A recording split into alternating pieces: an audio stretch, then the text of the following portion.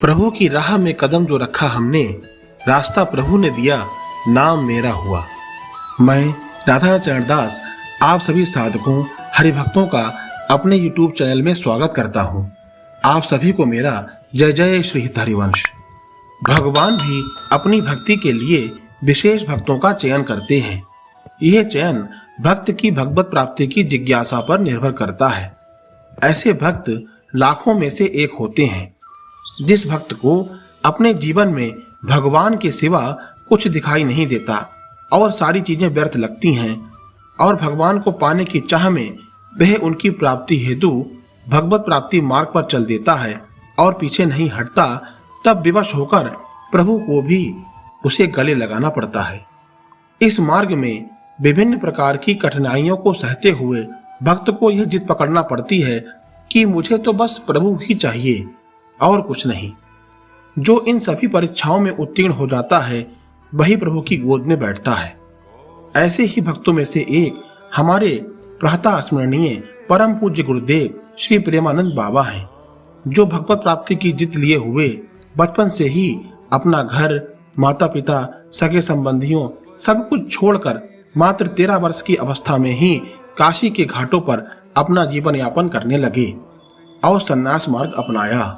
महाराज जी का बड़े महाराज जी से मिलना एक अद्भुत कथा है।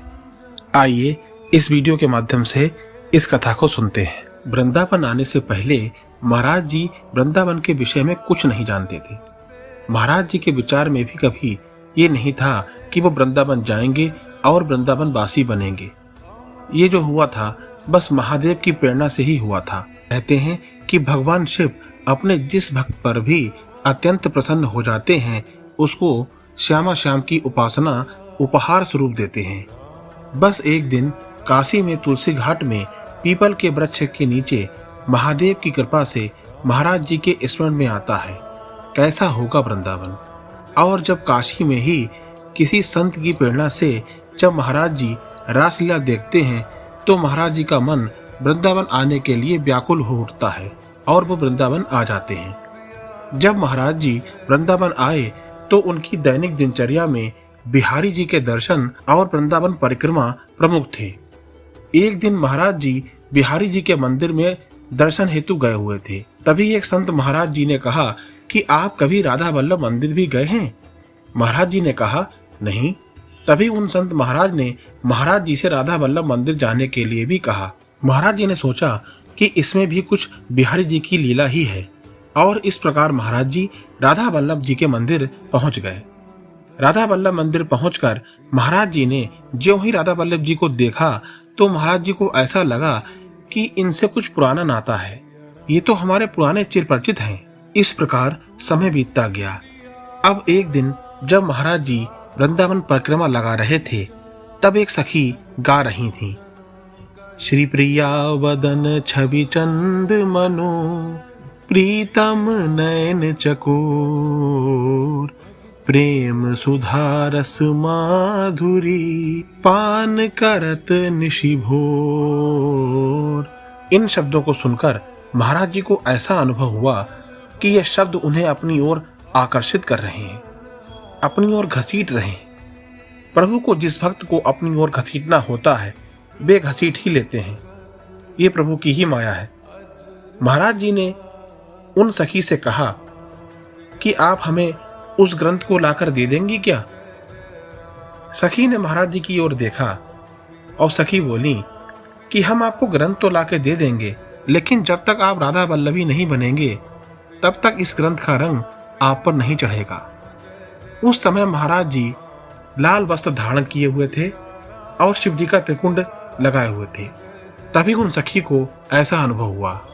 अब महाराज जी के मन में यह जिज्ञासा उत्पन्न हुई कि हम राधा वल्लभी किस प्रकार बनेंगे। इसके पश्चात एक बार हरिवंश महाप्रभु जी के मंदिर में पूज्य गोस्वामी जी श्रृंगार सेवा कर रहे थे। उन्होंने प्रथम बार महाराज जी से बड़े महाराज जी के विषय में बतलाया कि हमारे संप्रदाय में एक रस में डूबे हुए महान संत हैं, कभी उनके पास तो बैठिए।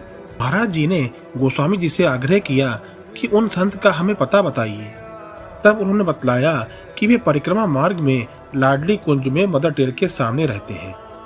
ठीक अगली सुबह महाराज जी के साथ वाली कुटिया में बलराम जी आया करते थे, जो कि बड़े ही प्रभु भक्त थे और नित्य वृंदावन परिक्रमा लगाया करते थे। उन्होंने महाराज जी से कहा कि बाबा, हमने आज एक संत को देखा, ऐसे छड़ी लगाए थे, उनकी आंखों में हमने साक्षात राधा वल्लभ जी को देखा। उनके चेहरे पे एक अनोखा ही तेज था। आप एक बार उनके दर्शन अवश्य करिएगा। जब महाराज जी ने बलराम जी से उनका पता पूछा तो बलराम जी ने वही पता बतलाया जो हरिवंश महाप्रभु जी के मंदिर में गोस्वामी जी ने बताया था। अब तो महाराज जी के मन में बड़े महाराज जी से मिलने की प्रबल इच्छा जागृत हो गई। इस प्रकार महाराज जी बड़े महाराज जी से मिलने पहुंच गए और बड़े महाराज जी की कुटिया का दरवाजा खटखटाया। बड़े महाराज जी ने दरवाजा खोला। बड़े महाराज जी का वह स्वरूप महाराज जी को आज भी याद है। आंखों में अश्रु भरे, लाल चेहरा, नाक बह रही और रोम रोम पुलकित। देखते ही महाराज जी उन पर बरिहार हो गए। साष्टांग प्रणाम किया। महाराज जी उस समय सन्यासी भेष में थे और तिलक राधा वल्लभी लगा हुआ था। सन्यासी को देखकर बड़े महाराज जी पीछे हट गए और उन्होंने उनके वहां आने का कारण पूछा। महाराज जी ने बड़े ही दुखी मन से उनको बताया कि हम आपसे मिलना चाहते हैं और कुछ अपने मन की बात भी आपसे करना चाहते हैं। बड़े महाराज जी ने महाराज जी को अगले दिन आने के लिए कहा। वैसे तो महाराज जी को वहां से चले जाना चाहिए था, लेकिन वहां पर कुछ ऐसा हो रहा था कि सारी सुध-बुध खो चुकी थी। महाराज जी ने बड़े महाराज जी को अपने विषय में अवगत कराया कि वे राधा वल्लभी हो चुके हैं, लेकिन अब हमारा संन्यास मार्ग छूट गया है।